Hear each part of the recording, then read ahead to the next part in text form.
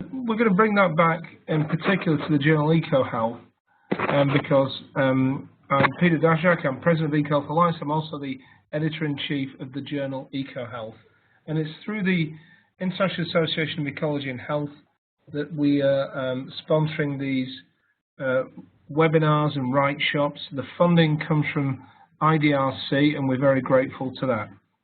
So without further ado, I'll start. And the first slide, which I'm going to wait for it to load.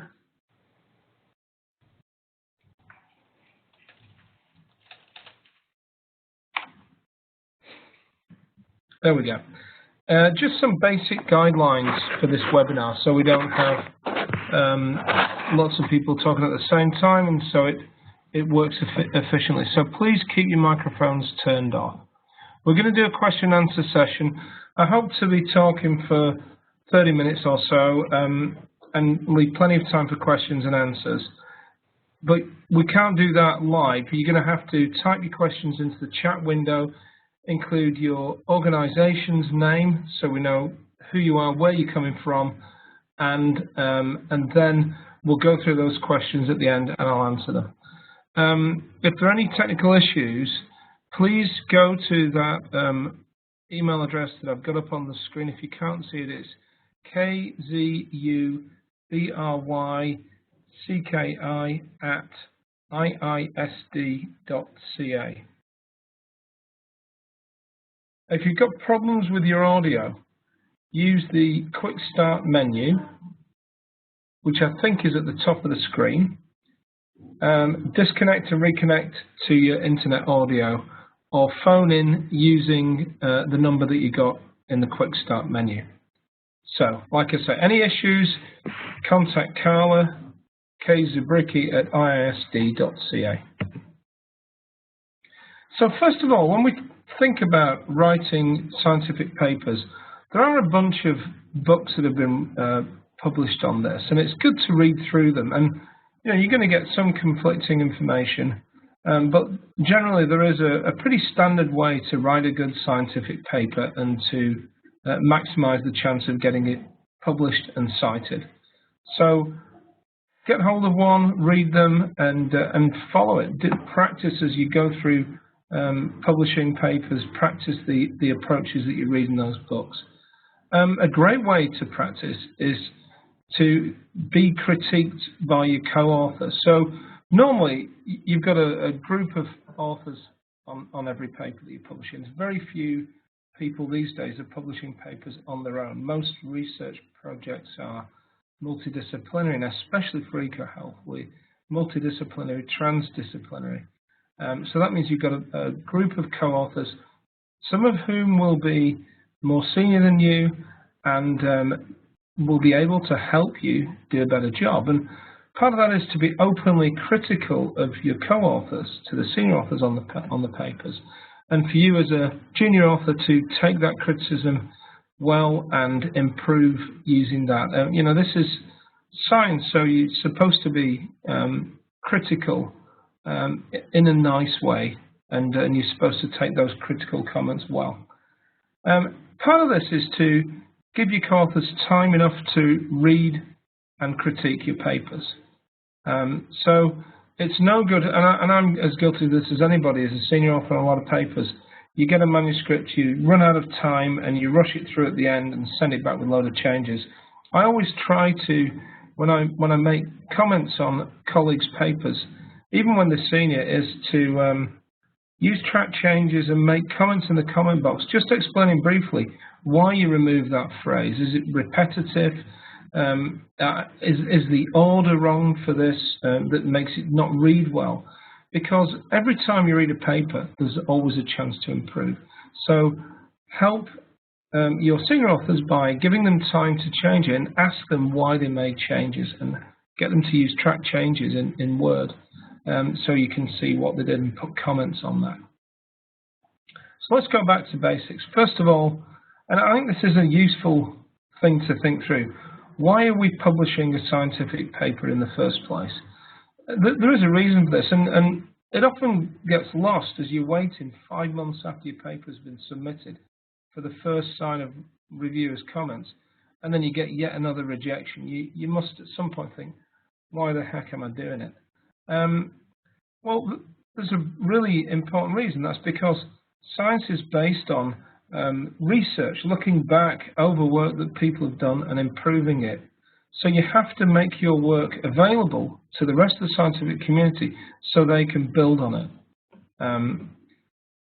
You know, it's also important that if you don't publish your results or your conclusions from those results, they're lost. They're lost to history. They're lost to future science, and it's almost a waste of time that you've done that work if no one knows about it. The point is to push knowledge forwards for the benefit of people and the planet. And then bullet number 4, another great reason is to expand your CV. Of course, as scientists, I think this is actually a good thing. We are judged primarily in academia on papers published and grants received, and it still is the same way. All the other things that we do, reviewing papers, publishing blogs, you know, helping in international development, all are really important, and some disciplines more important than others.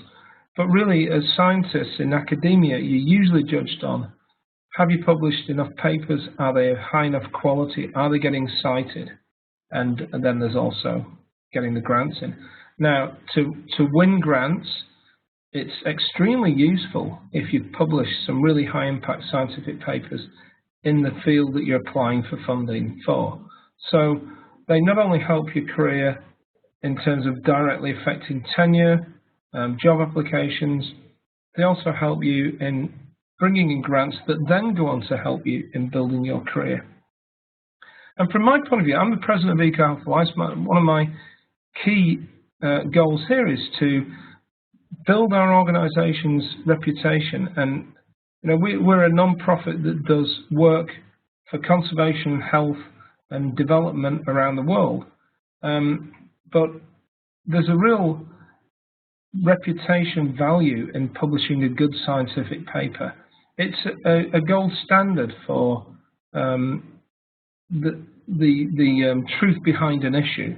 You know, if we want to say that this pollutant is linked to health and to an economic impact, if we've got a scientific paper published in a very high impact journal that shows that's been rigorously reviewed, it's more likely to be believed by policymakers. So you do have a bigger impact on policy if you can get a paper in a very high impact journal, and it builds your organization.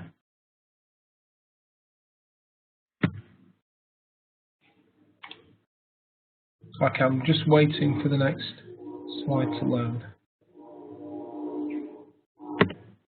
Great. So there are a few really important decisions you've got to make as you go into beginning to write up the work. And this starts, I think, right at the beginning, because once you've got the results of your study and you've discussed them with all your colleagues and you sort of know what the conclusions are and what your results mean, I think that's the point at which you should start thinking about the paper straight away. Where are you going to publish it?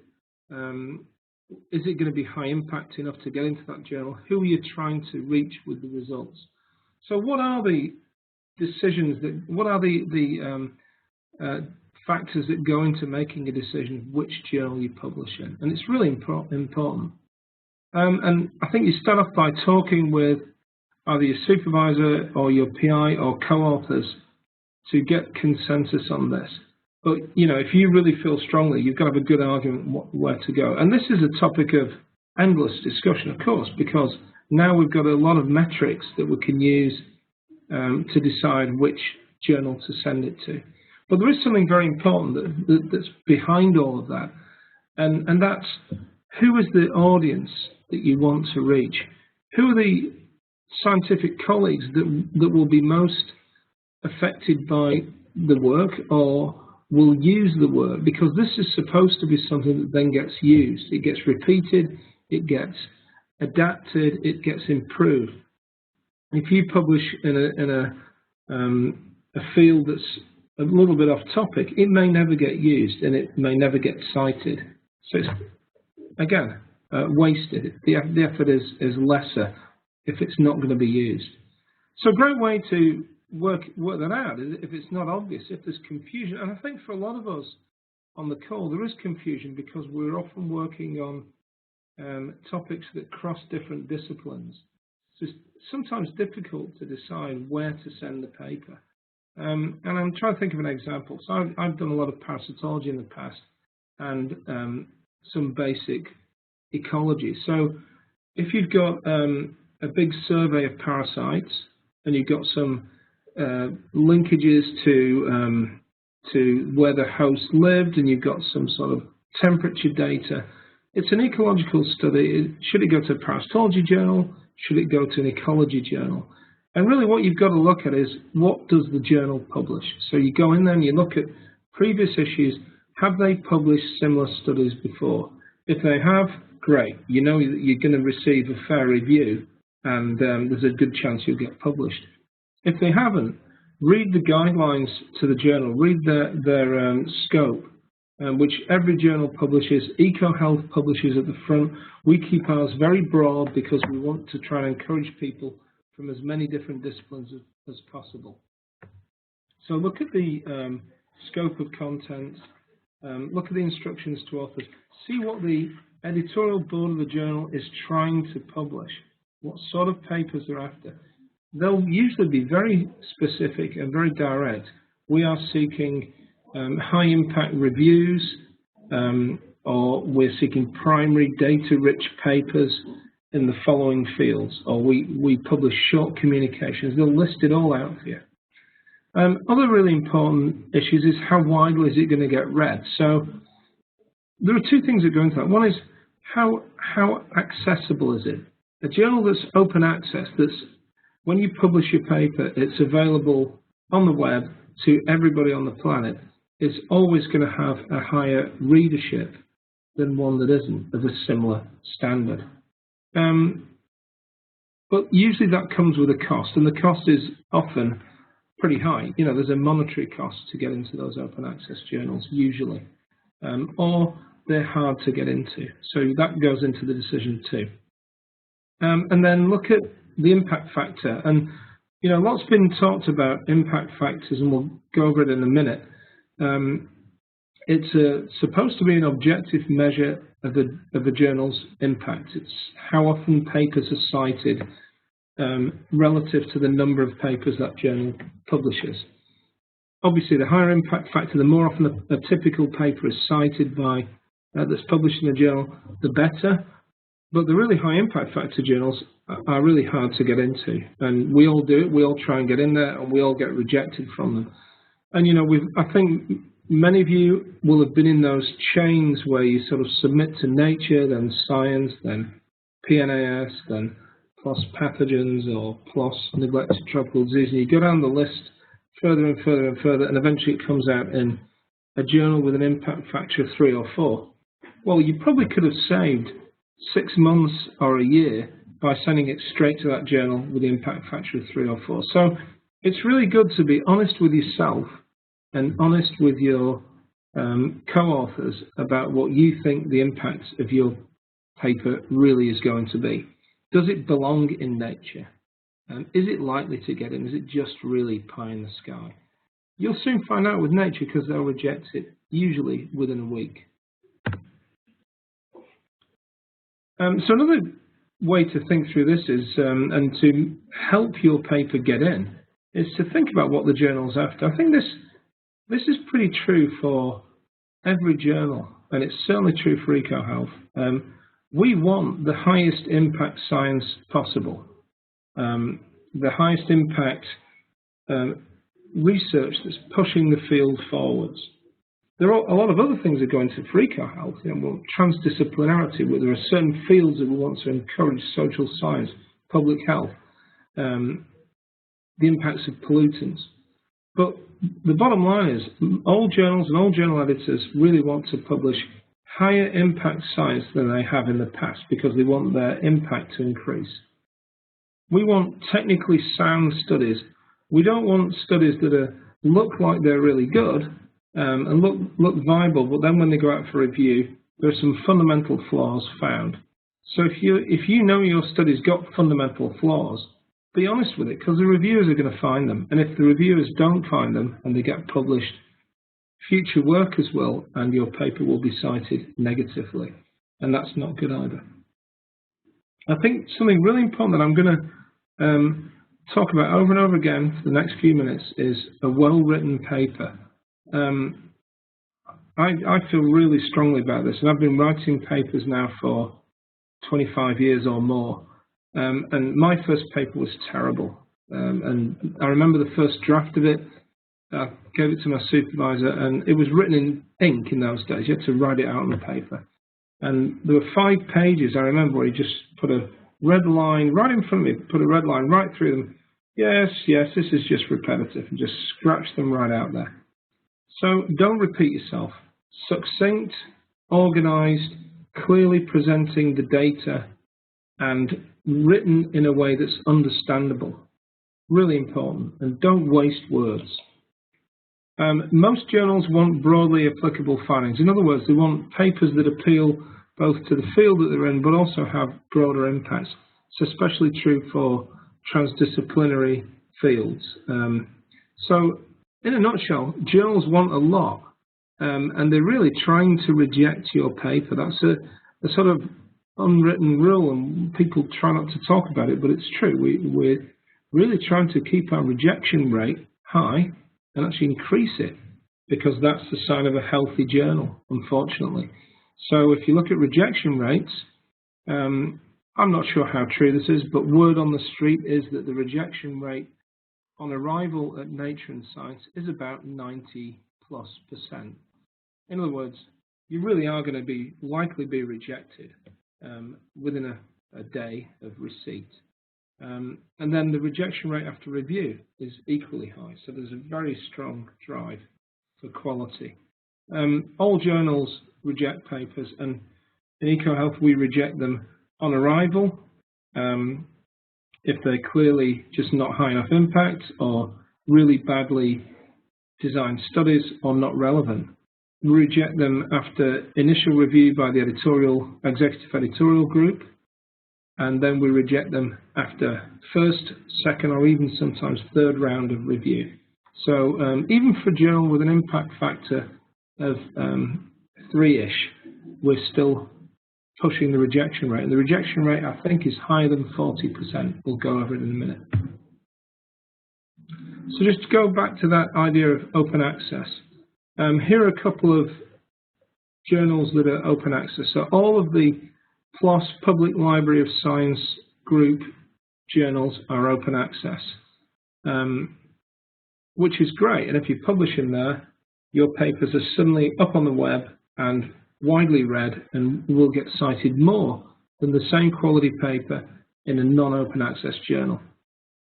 But the trouble is there's a cost, and it's well over $1,000 to publish in PLOS. And in the old days, you could probably negotiate down that amount, depending on your circumstances, the funding level. But now they're pretty strict on that. I think it's more like $2,000 US. Another good example, emerging infectious diseases, is open access. CDC fund the journal to the tune of a few $1 million a year, which is great, which means there isn't a publication fee, and if you get your paper in there, it has a high impact and is widely available. So this drives high impact as well.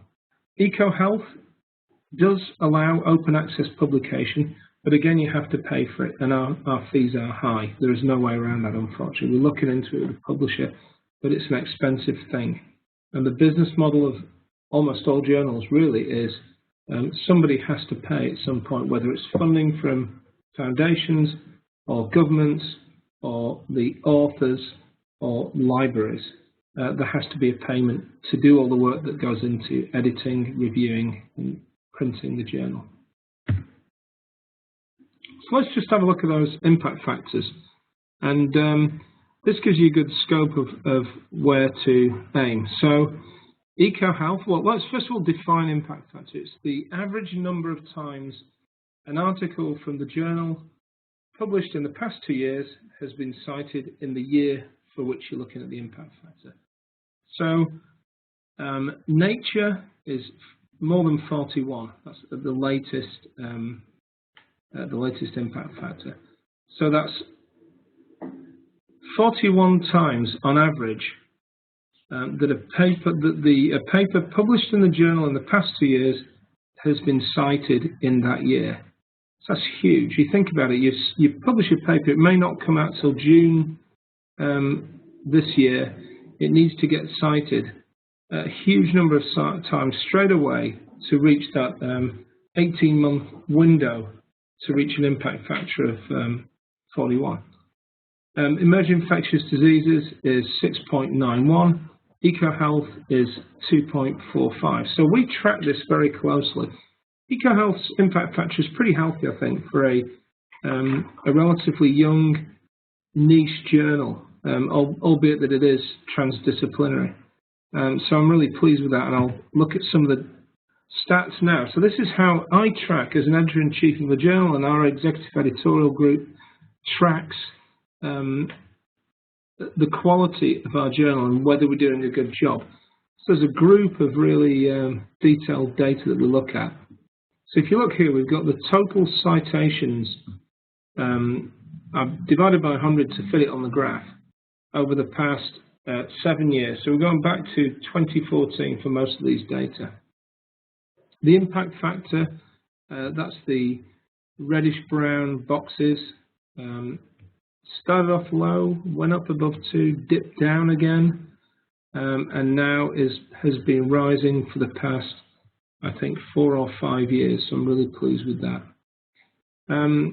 What we're looking for in the journal is for that impact factor to continue to rise at a manageable rate, so that we're gradually improving the quality. We're gradually increasing the rejection rate because we're getting more and more papers submitted, and we're rejecting them more.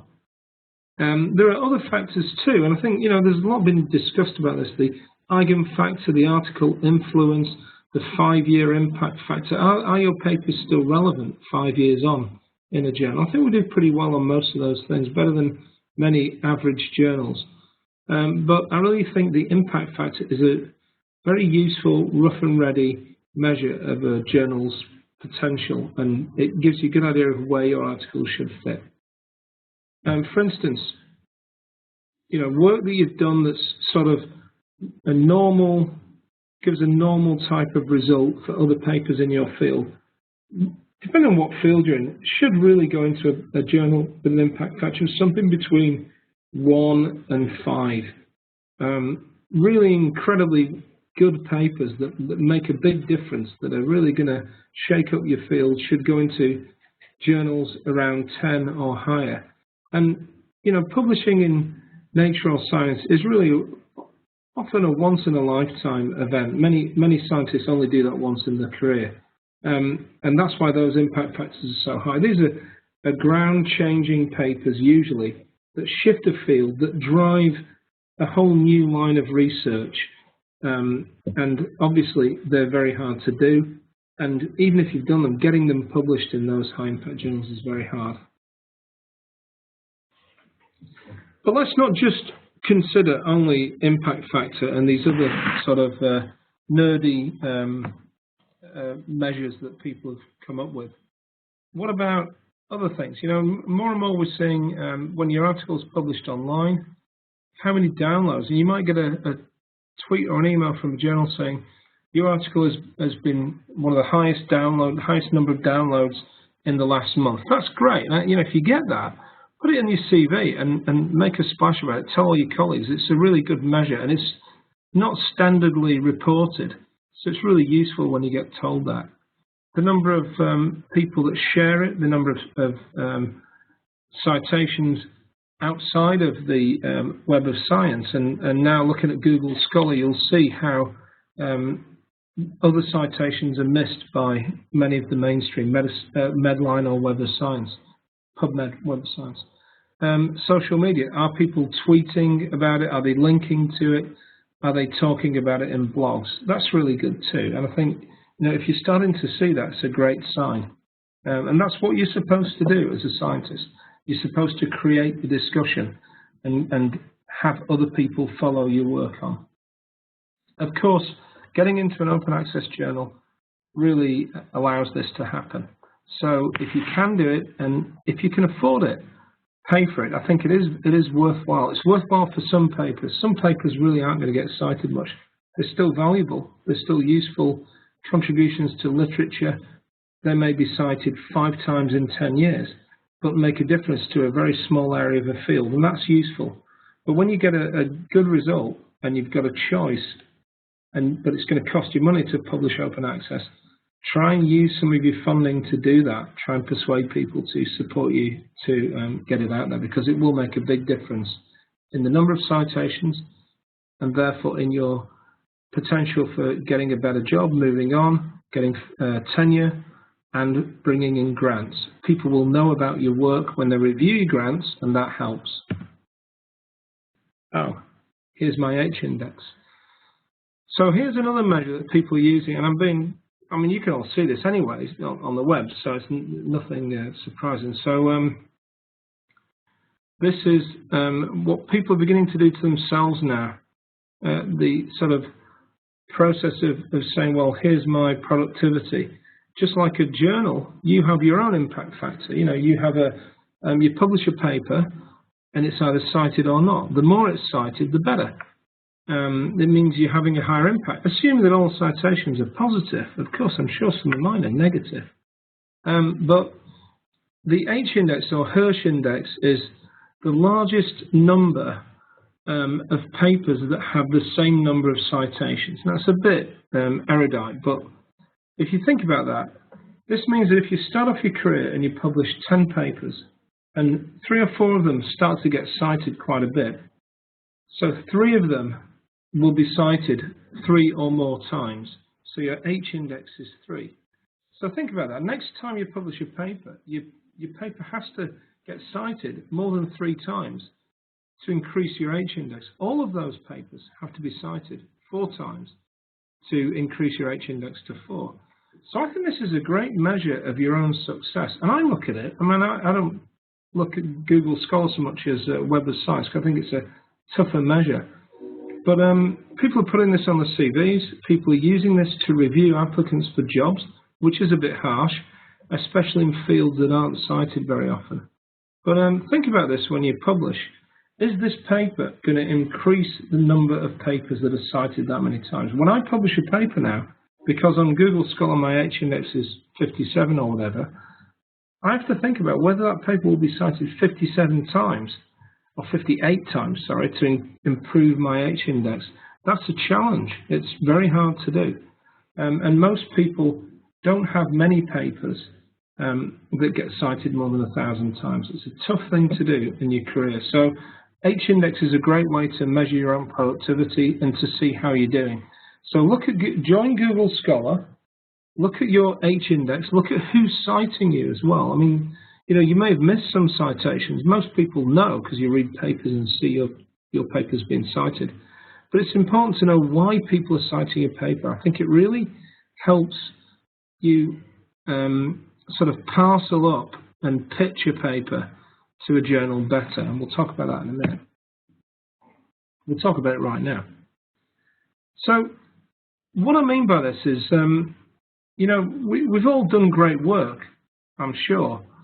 And, you know, everybody thinks their work is fantastic. And you write it up into a paper and you send it to a journal and it gets rejected. And it's a little bit disappointing. Or you publish it in a journal and you think, I could have done better. Why didn't I send it to a better journal? Why isn't anybody citing it? So I think that part of this is the way we write papers is really important. There's a scientific method to writing a paper, which I'll talk about. But before we even get there, the real trick is to work out what is the story in this paper, because we're all human. We want to read a story. When I get a paper across my desk, I look at it and there's a 20-word title, and you think, oh my God, what are they actually saying? Whereas I don't know when it started, but I remember back in the 80s with molecular biology papers that they started this really clean and clear type of title. Protein HP3 binds to the ribosomal RNA, or whatever. Just saying in the title of the paper what the main message is really useful. And a lot of people don't do that. Even senior people, it just hasn't filtered through. Clean, clear, short titles make people want to read your paper, if that's what they're working on. So I'm working on ribosomal RNA or protein production or whatever, and I see that, oh, that's that protein HP3, boom, and you go in there, that's what it does. And then you read it and it's clear and you understand it. If the title says, an analysis of the electrophoretic properties of protein HP3 and its linkage to potential RNA associated with the ribosomes, you're already bored, and there are plenty of other papers that you can read that day. So that you're unlikely to read it, you're less likely to cite it. So the clarity of your title, the clarity of your abstract, the clarity of the writing in the paper, and the message in the paper are critical to the future impact of your work. So work out what the main message is, agree to it with your supervisor, your PI, and your co-authors. They're going to have an opinion on this. They might argue back with them.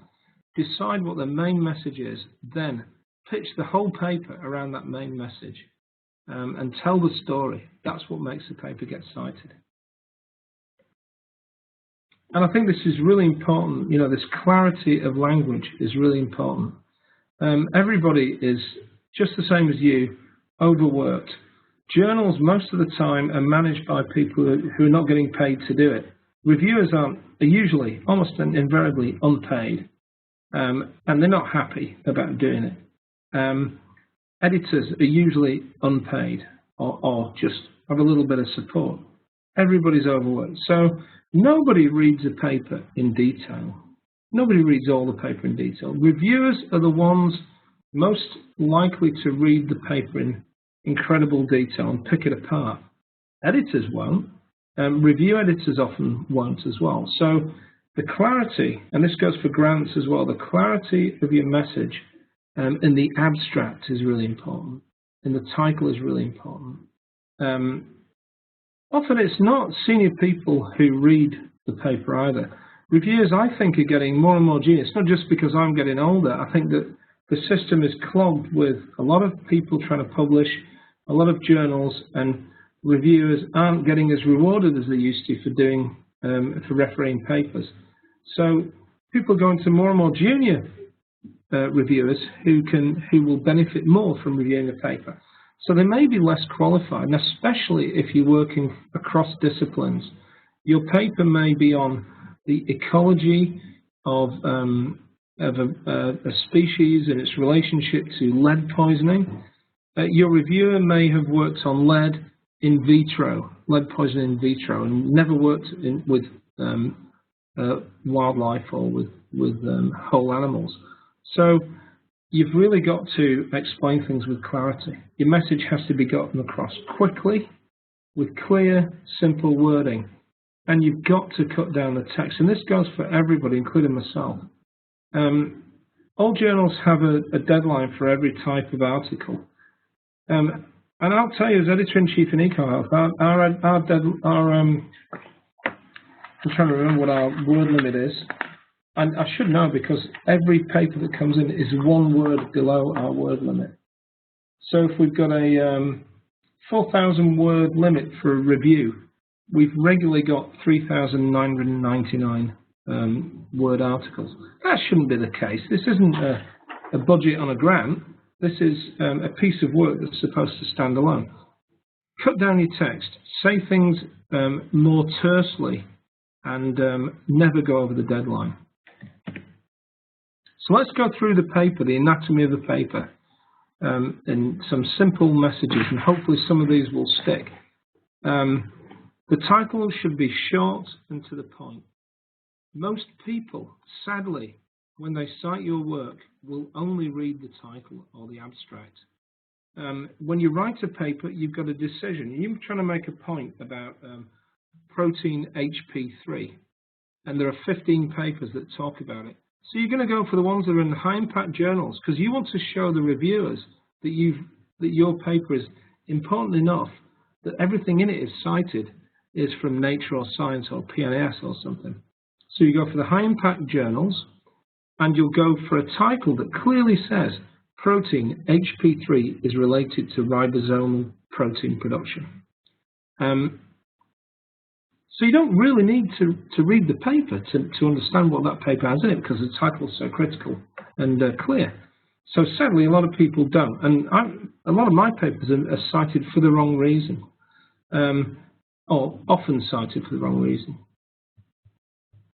So a title that clearly gets the message across is going to get cited more. And here's an example in the second paragraph. The wildlife trade causes global spread of an amphibian disease. It tells you what the paper finds. That's a far better title than Investigations into the Role of the Wildlife Trade and the Potential Routes of Pathways of Spread of an Emerging Disease. And I think, it's important to slightly overstate your case in the title. You've got to be careful because you will get called out by reviewers. And if your title is too overstated, too exaggerated, the reviewer's comment will come back. They did not show what they purported to show in the title of the paper. They did not show that this protein causes ribosomal RNA to work. They oversold it. But again, don't undersell yourself. Be a little bit exaggerated in the title, but not to the point where it might get your paper rejected. And that's something you learn. And here's some examples. These are papers, some of which I'm on, but just lovely titles. Look at this paper by Christian Drosten and his group. Bats host major mammalian paramyxoviruses. It tells you what's going on straight away. Oh, that's interesting, and you read it. Bats are natural reservoirs of SARS-like coronaviruses. Now, I remember that title. It took us at least 2 or 3 hours to work out the title. You've got a character limit, you want the highest impact, and there was an extra word we wanted in that we had to pull out. Global Trends in Emerging Infectious Diseases. A paper that tells you what the global trends are in a very important public health issue. So these papers get cited partly because the titles are catchy and say what people want to say in their future papers. Now let's go to the abstract. Absolutely critical. And in the old days, the story would be that the editorial office of Nature would have a couple of interns working near the mailbox, and every day they'd pull in the mail. And in those days, it was real mail, not email. And they'd open up an envelope, they'd look at the title, they'd have a quick skim of the abstract, and they'd put the paper in either the live pile or the die pile. And it still happens now. We do that. Our live pile's a lot bigger. But usually, based on reading of an abstract and the title, you can come to a decision pretty quickly on whether that paper is the right type for a journal or good enough quality. So an abstract is critical. The length should never be what the journal says it should be. So most journals say 200 or 250 words. But 100 words is better than 200, and 200 is better than 250. And if all of your abstracts are 149 or 249 words, rethink it. Speak more succinctly and get your message out. Your abstract should be truly a mini version of the paper. It should have the rationale at the beginning, why you did this study. Previous papers have been unable to pin down the origin of paramyxoviruses. We analysed 50,000 bat specimens and showed for the first time that they are the origin of bat paramyxoviruses. So there's the rationale, there's what you did, the methods, and there's the results. Conclusion: bats are a critical harbinger of doom for the world, or whatever the conclusion is. But then it goes from the introduction, the rationale, through to the methods, the results, and the conclusion, all in the abstract. And absolutely critical, make sure your abstract has a strong take-home message. Make sure the abstract on the last sentence explains the impact of your paper. If it doesn't, in one sentence, you've missed the chance to sell the paper, and it will get rejected, or it won't get reviewed, or it won't get as high an impact as it deserves. So here's an example. I'm bringing up Emerging Infectious Diseases, which is a journal I know quite well. And they're extreme. I can't remember what their rule is, but whenever you send an abstract to them, they reduce it. And I've had abstracts in the journal. I mean, this one is 3 sentences. So they, 3 sentences, 4 sentences. The source of human infection with MERS remains unknown. So that's the rationale for doing it. Molecular investigation, that's our methods, indicated that bats are infected with several viruses. One of these viruses was 100% identical to the human index virus. There's the results. Bats might play a role in human infection. There's the conclusion. And it's succinct, it's to the point, it's able to be read quickly, and it will then get cited. And the title says clearly that the virus has been found in bats in Saudi Arabia. So that's the key take-home. Here's a more boring abstract from a paper in, I think this was Nature. This is Nature. So Nature is unusual. Their abstracts really are part of the paper. They're almost like an introduction. So they've got to be a sort of mixture of a typical abstract with a lead-in to the methods of the paper. So, but it still has the same format. It starts off with a really strong statement that SARS was one of the most significant public health events in recent history. Slightly exaggerated, or certainly selling it quite a lot. And although bats have been suggested to be natural reservoirs of both, isolating the progenitor has been unsuccessful, etc., etc. So it gives you the rationale, it gives you the why, and at the end, it says, our results provide, penultimate sentence, the strongest evidence to date that these bats are the natural reservoir and that intermediate hosts aren't necessary for human infection, etc., etc. So they start off with a strong rationale, they talk about all the key findings, and they end up with a strong take-home message. I'm going to move on for the sake of time and go on to the introduction, the next part of the paper.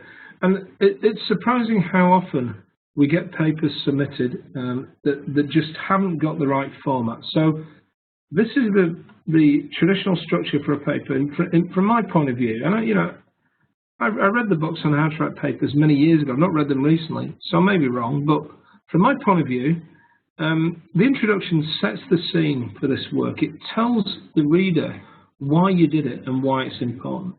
So it basically is the part of research. It reviews previous work and shows throughout recent history what happened and explains why this work needed to be done.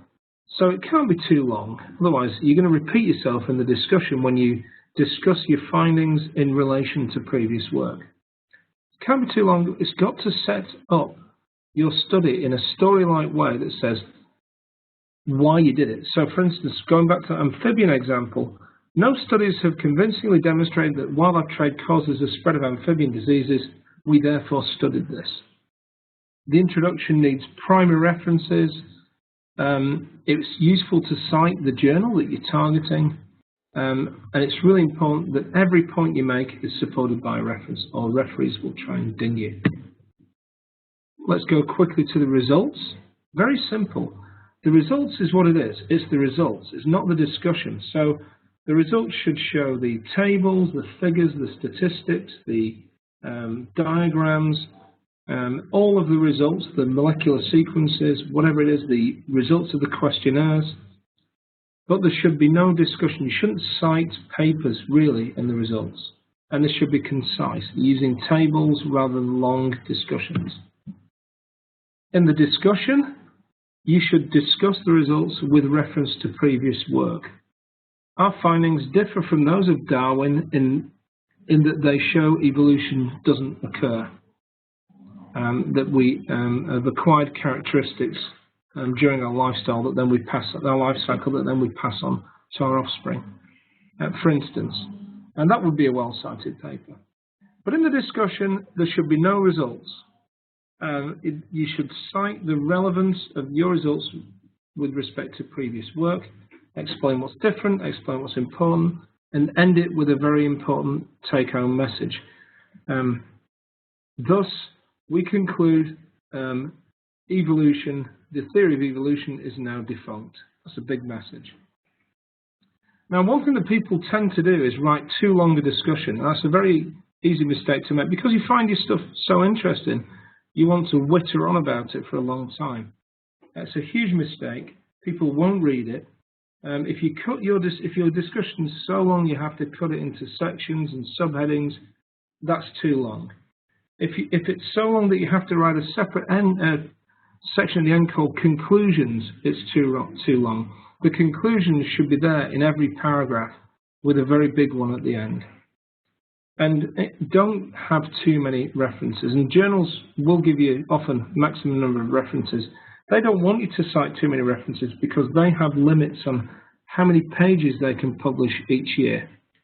So make your figures exciting, small, and not many of them, with a good legend, because it's really important that people often don't read the paper, and these are people who will cite it. They'll just go straight to the abstract, then straight to a couple of figures and say, oh, there's the graph that shows amphibian declines are caused by an introduced disease. And they'll cite it because of that one figure. So make sure that figure legend explains clearly. This figure shows that the number of amphibians present in this country declined after introduction of a new trade in frogs for frogs' legs, food, or whatever. So make sure the figure explains clearly in its figure legend what you're trying to say. So just a sort of last point for how to write your paper and get big impact is going back to that idea of beginning with the story. You know what your results say. Pull up the figures you're going to put in there and write the story around those figures. The figures are a result. The tables are a result, are your whole results in a sort of shortened version. Don't bother writing the abstract at the beginning. It's much easier to go back and write that later. The whole story needs to flow, and then the abstract needs to reflect the whole story. And really importantly, keep your paper as short as possible. As few words as possible, like this slide. More people are going to read it, and more people will cite it. So I want to leave time for questions. I just want to finish with a couple of important points. For some of you on the call, your native language is not English, and unfortunately, the sort of standard scientific language is English, and most international journals publish in English, although a lot of them now publish abstracts in other languages. EcoHealth publishes in English, and we've made the commitment many years ago. We will never reject a paper for poorly written English from non-native English speakers. But if it goes through review after review and it's still poorly written, then it becomes impossible because we don't have the funds to edit, we don't have funds to translate. So I think it's really important, if you're not confident about the English in your paper, talk to a native English speaker who works in your group or that you know.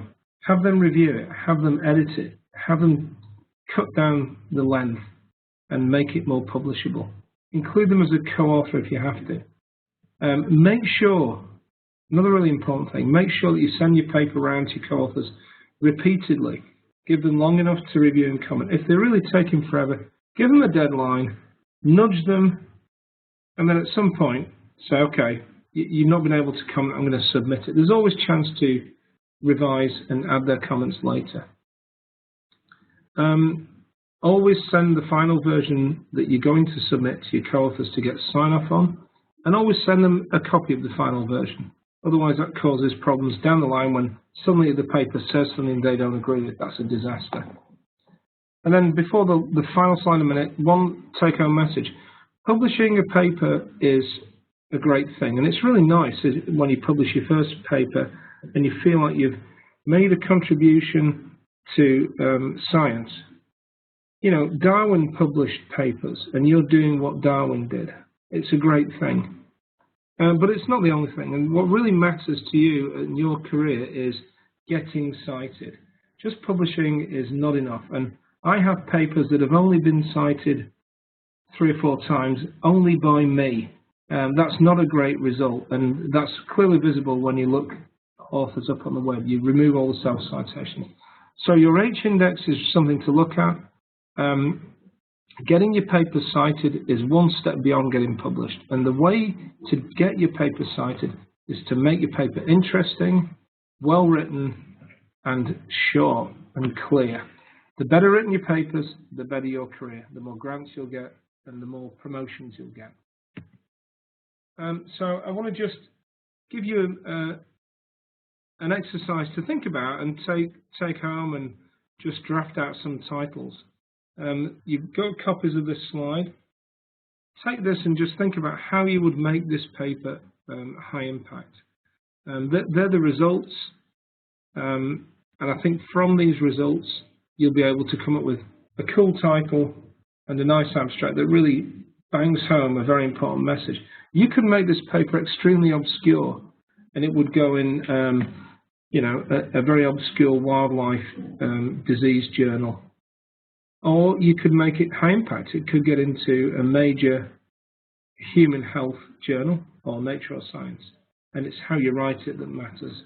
If you submit it to a journal with an impact factor of 0.5, they will accept it because they'd be delighted to get this. Okay, finally, just to let you know that EcoHealth in particular, and most journals now, have an online submission process. We call ours Manuscript Central. It's the Springer portal.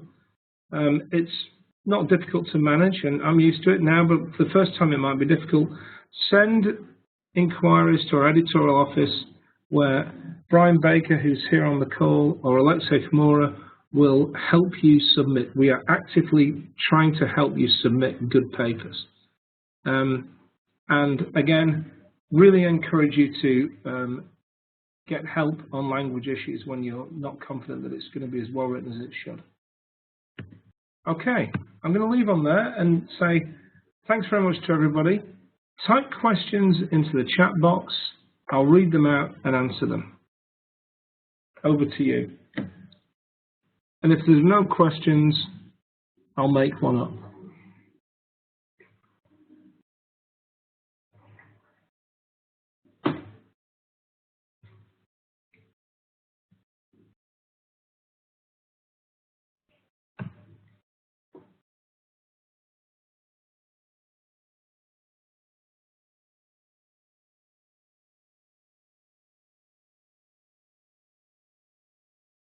Okay, well, if nobody has any questions, feel free to email me at dash@ecohealthalliance.org or email me through journal@ecohealth.net. If you've got questions about the journal, we can put you in touch with the Springer, our connection at Springer, Janet Slavonian, who can answer those. We can put you in touch with other members of the executive editorial group, some of whom are on the call, who have specific expertise in a wide range of fields. And I look forward to seeing more and more of your submissions coming in and to accepting the good ones and rejecting the bad ones. Thanks for listening. Pleasure talking to you, and goodbye.